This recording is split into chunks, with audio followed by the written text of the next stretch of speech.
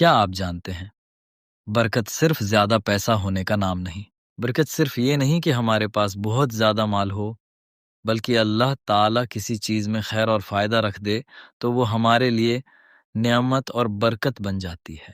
اللہ تعالیٰ سورۃ النحل میں ارشاد فرماتا ہے وَإِن تَعُدُّوا نِعْمَةَ اللَّهِ لَا تُحْصُوهَا إِنَّ اللَّهَ لَغَفُورٌ رَحِيمٌ، اور اگر تم اللہ کی نعمتوں کو گننے لگو تو ان کا شمار نہیں کر سکو گے، بے شک اللہ بخشنے والا مہربان ہے۔ صحت کا ملنا بھی بہت بڑی نعمت ہے۔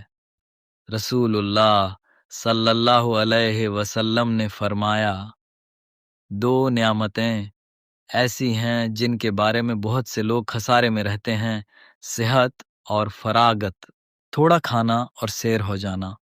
اللہ تعالیٰ سورۃ الاعراف میں ارشاد فرماتا ہے یا بنی آدم خذوا زینتکم عند کل مسجد وکلوا واشربوا ولا تسرفوا انہ لا یحب المسرفین۔ اے آدم کی اولاد، تم مسجد کی حاضری کے وقت اپنا لباس پہن لیا کرو اور کھاؤ اور پیو اور حد سے تجاوز نہ کرو، بے شک اللہ حد سے تجاوز کرنے والوں کو پسند نہیں کرتا۔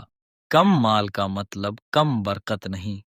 اللہ تعالیٰ سورۃ الابراہیم میں ارشاد فرماتا ہے وَإِذْ رَبُّكُمْ لَئِن شَكَرْتُمْ لَأَزِيدَنَّكُمْ وَلَئِن كَفَرْتُمْ إِنَّ عَذَابِي لَشَدِيدٌ، اور یاد کرو جب تمہارے رب نے اعلان کر دیا تھا کہ اگر تم شکر کرو گے تو میں تمہیں اور زیادہ دوں گا، اور اگر تم کفر کرو گے تو یقیناً میرا عذاب بھی بہت سخت ہے۔ اصل کامیابی مال کی کثرت نہیں۔ نبی صلی اللہ علیہ وسلم نے فرمایا، اللہ تمہاری صورتوں اور تمہارے مال کو نہیں دیکھتا، بلکہ تمہارے دلوں اور اعمال کو دیکھتا ہے۔ اللہ کی نعمتیں اتنی زیادہ ہیں کہ ہم انہیں شمار بھی نہیں کر سکتے۔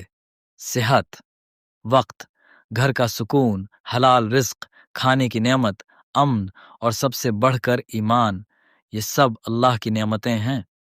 دوسروں کی زندگی دیکھ کر اپنی نعمتوں کو کم نہ سمجھیں، شکر کریں، قناعت کریں، اور اللہ کی دی ہوئی نعمتوں کو نیکی میں استعمال کریں۔ اصل برکت یہ ہے کہ اللہ آپ کے رزق میں خیر ڈال دے اور آپ کے دل کو اپنی نعمتوں پر راضی کر دے۔